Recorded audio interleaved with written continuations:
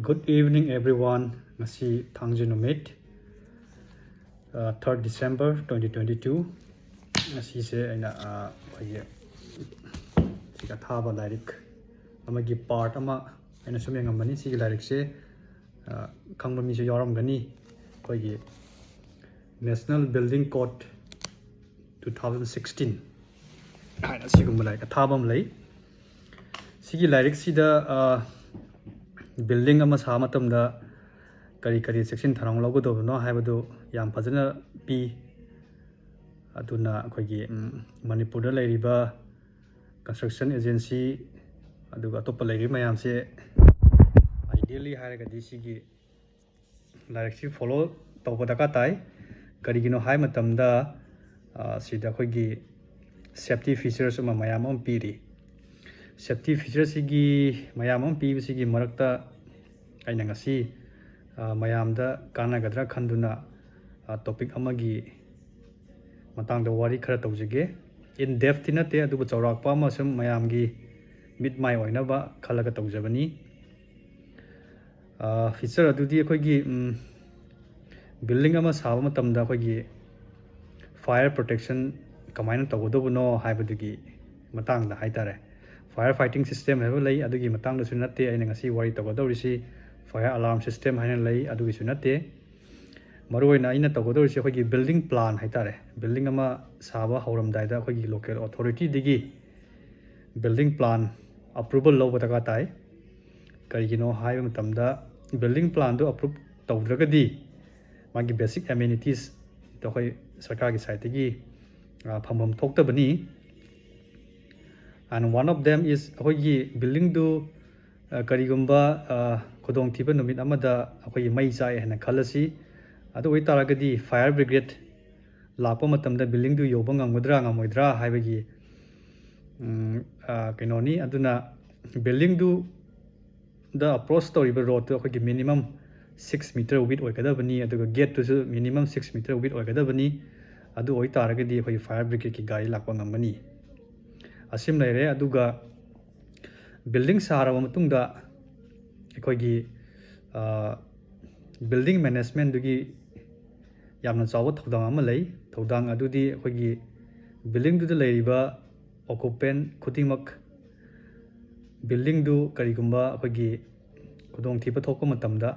mana leiriba jaga du digi mana leiriba floor du digi assembly point phawba kamaina chatkani haibasi building du leiriba mipum khudingmana yam fajana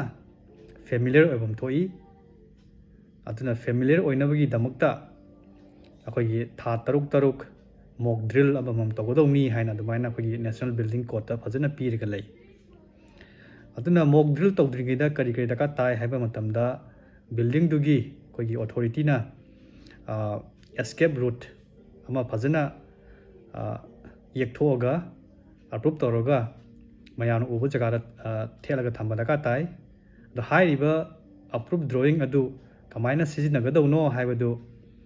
mayek sengna mayam puna khangnabagi damakta hariba tha taruk ki mock drill asi pangthokadabani aduna mock drill asi tongnabagi damakta kogi fire exit signages led signages mayam ama thekadabani haibadi yet chakadra oida chakadra mana phamliba jaga du degi assembly point adu yongnaba phawba adumaina khogi magi route adu exit entry point sing adu fajana clear oina thambada ka tai matam puna makta signages mayam pulap signages mayam adu fajana working condition thambada ka tai alarm system fajana thambada ka tai alarm system mak leitre haragasu aharma uba mai uba aharma mi aduna lauraga magi manakta leiba mi mayam adu alert tawgadabani adumaina tawraga khogi assembly point phawba chenbagi mahutta gyan tana tapna thoga assembly point ta leigadabani maru oina sumaina taw matamda khogi jaga du da floor adu da khogi special oiba mi khara haidi wheelchair da sinaba natragan ahan oiba angang oiba makhoi sing adu su special attention piraga mana phamliba jaga du digi assembly point phawba yongnaba mateng pangadabani adumaina loina thokla matungda assembly point to the khogi ꯃꯐꯝ ꯑꯗꯨꯒꯤ floor ꯑꯗꯨꯒꯤ responsible ꯑꯣꯏꯔꯤꯕ ꯑꯩꯈꯣꯏꯒꯤ Fire warden ꯅꯠꯇ꯭ꯔꯒ deputy Fire warden ꯃꯁꯥꯃꯛ ꯌꯥꯎꯔꯒ ꯅꯠꯇ꯭ꯔꯒ supervisor ꯌꯥꯎꯔꯒ ꯍꯦꯗ ꯀꯥꯎꯟ ꯑꯃ ꯇꯧꯔꯒ ꯃꯤꯁꯦ ꯂꯣꯏꯅ ꯊꯣꯛꯂꯛꯈ꯭ꯔꯦ ꯅꯠꯇ꯭ꯔꯒ ꯀꯅꯥ ꯂꯩꯍꯧꯔꯤ ꯍꯥꯏꯕꯁꯦ ꯑꯗꯨꯃꯥꯏꯅ ꯈꯪꯗꯣꯛꯅꯕꯒꯤꯗꯃꯛꯇ ꯇꯧꯒꯗꯕꯅꯤ ꯑꯗꯨꯅ ꯃꯣꯛ ꯗ꯭ꯔꯤꯜ ꯇꯧꯕ ꯌꯥꯝ ꯗꯔꯀꯥꯔ ꯇꯥꯏ ꯑꯗꯨꯅ ꯃꯅꯤꯄꯨꯔꯗꯁꯨ ꯑꯩꯈꯣꯏ ꯍꯥꯏ ꯔꯥꯏꯁ ꯕꯤꯜꯗꯤꯡ ꯑꯃ ꯃꯌꯥꯝ ꯑꯃ ꯂꯥꯛꯑꯦ ꯑꯗꯨꯅ ꯑꯀꯣꯏꯕꯗ ꯂꯩꯔꯤꯕ ꯂꯝꯕꯤꯁꯦ 6 metre ꯄꯥꯛꯏꯕ꯭ꯔꯥ ꯄꯥꯛꯇꯕ꯭ꯔꯥ escape route fazana label lectabra entry exit point to clear oibra oidabra signages yaubra yaudabra natraga matam chana mock drill tawribra tawdribra haibase amutang kantha binaraga hariba guideline asi follow tongnaba mayam punna hotna minasi masini ngasigi aina mayamda kara paw damjaning ba hairagadi mayana kana gani khali so I hope every building has to have this system of mock drill, and all the routes for escape entry exit points should have a signages. Sumai toraga kogi maman yamlaba punsi maman yamlaba koi property si kogi kodong thiba mai chakwa khopadagi yaribam khaidi kanma ngamgani haina khali. I hope you like the video. Thank you so much. Take care.